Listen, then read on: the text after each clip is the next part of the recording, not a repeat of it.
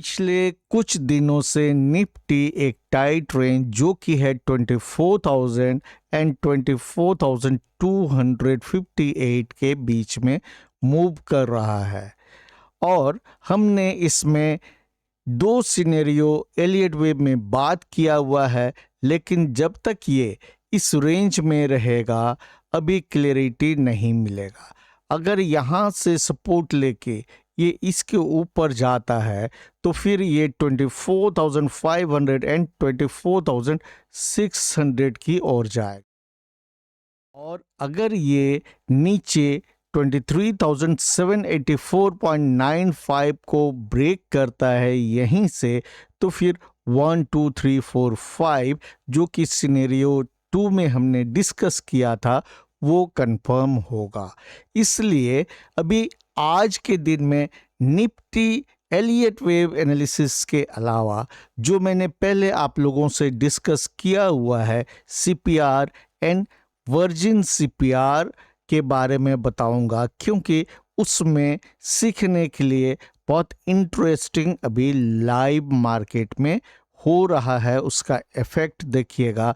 जिन लोगों ने मेरा वो वीडियो सीपीआर और वर्जिन सीपीआर पर नहीं देखा है उसका लिंक मैं दे दूंगा, आप देख लीजिएगा, क्योंकि the nice world is an educational channel.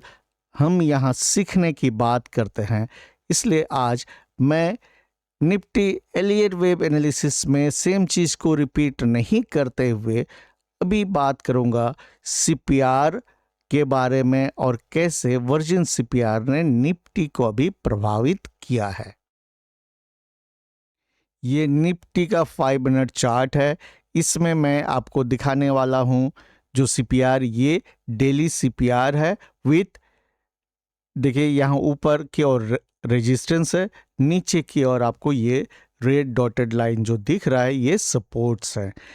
और शॉर्ट में ये बता दूं कि सीपीआर में आपको 3 लाइंस ये मिलते हैं, बीच में जो है सेंट्रल पिवट होता है, ये टॉप सीपीआर, नीचे वाले लाइन को बॉटम सीपीआर कहते हैं।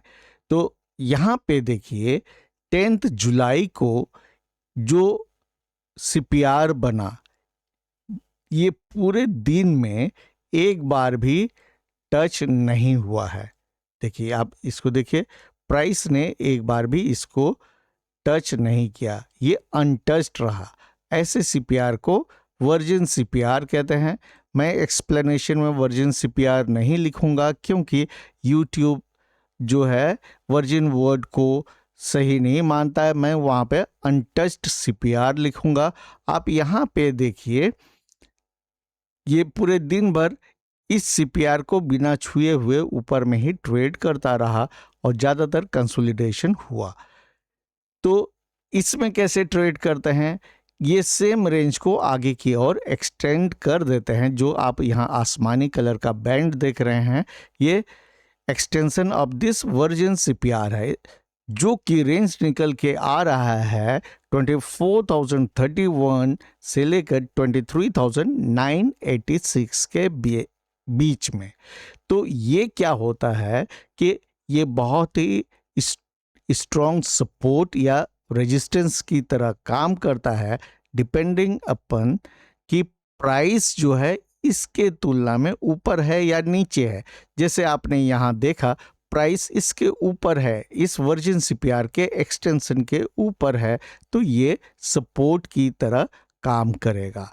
और मैंने आपको एक चीज़ बताया हुआ है वर्जिन सीपीआर वाले वीडियो में, वो क्लियर है कि जब प्राइस इससे दूर होता है तो ये प्राइस को अपने ओर अट्रैक्ट करता है, और जब प्राइस इसके नज़दीक आता है ऊपर से नीचे तो उसको रिपेल करता है। ये ऊपर से नीचे आया तो यहाँ से रिपेल हुआ, अगर ये नीचे से इस तरह से आता तो यहाँ से रिपेल करके इसको नीचे की ओर ठेल देता। अब देखिए अगर आपने इसको फॉलो किया होता तो कैसे आप ट्रेड कर सकते थे।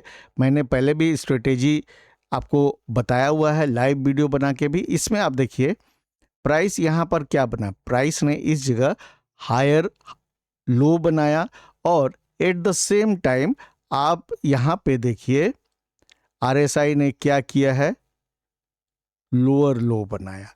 सो ये क्या है, this is hidden bullish divergence. और ये कहाँ पर बना, वर्जिन सीपीआर के एक्सटेंशन में।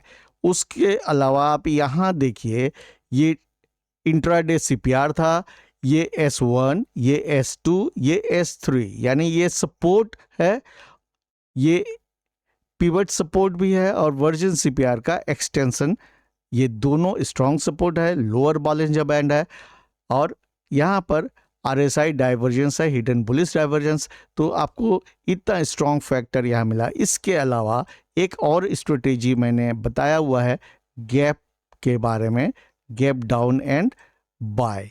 इसमें देखिए, ये 5 मिनट का ओपनिंग रेंज अगर आप बनाते हैं तो जितने भी मूविंग एवरेजेस हैं सब इसके ऊपर ही रहे, ये इसके नीचे कोई नहीं आया, इसके बाद ये ऊपर की ओर गया।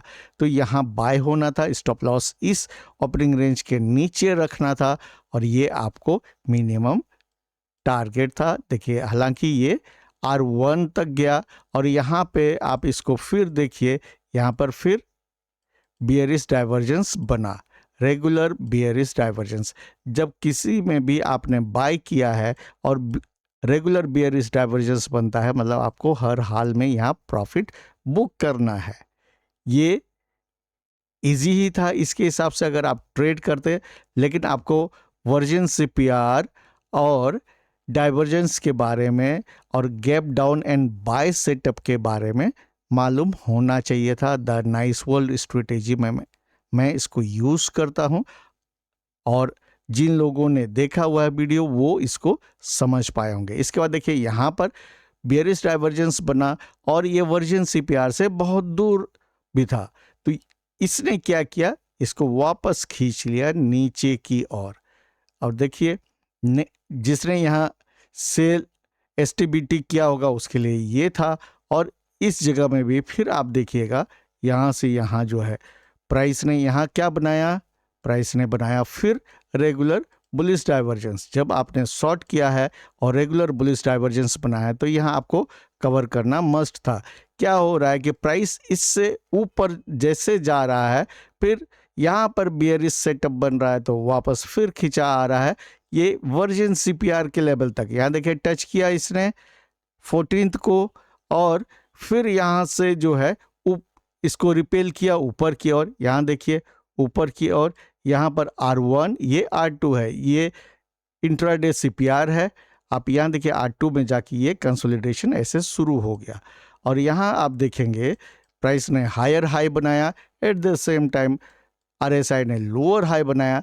मतलब यहाँ रेगुलर बुलिश डाइवर्जेंस बना वर्जिन सीपीआर पे, इसके ऊपर दूर में जो है ये बना रेगुलर बियरिश डाइवर्जेंस। जो मैंने पहले भी कहा था, रेगुलर बियरिश डाइवर्जेंस अगर बनता है तो आपको क्या करना है, आपने जो बाय किया है उसको यहाँ पर प्रॉफिट बुक कर लेना है। इसके बाद यहाँ देखिए फिर ये नीचे आया, और इस जगह में वर्जिन सीपीआर के एक्सटेंशन को फिर इसने टच किया। यहाँ टच किया तो फिर यहाँ आप इसको हल्का सा देख सकते हैं, RSI जो है ऊपर की ओर हायर लो बनाते हुए ऊपर की ओर जा रहा है।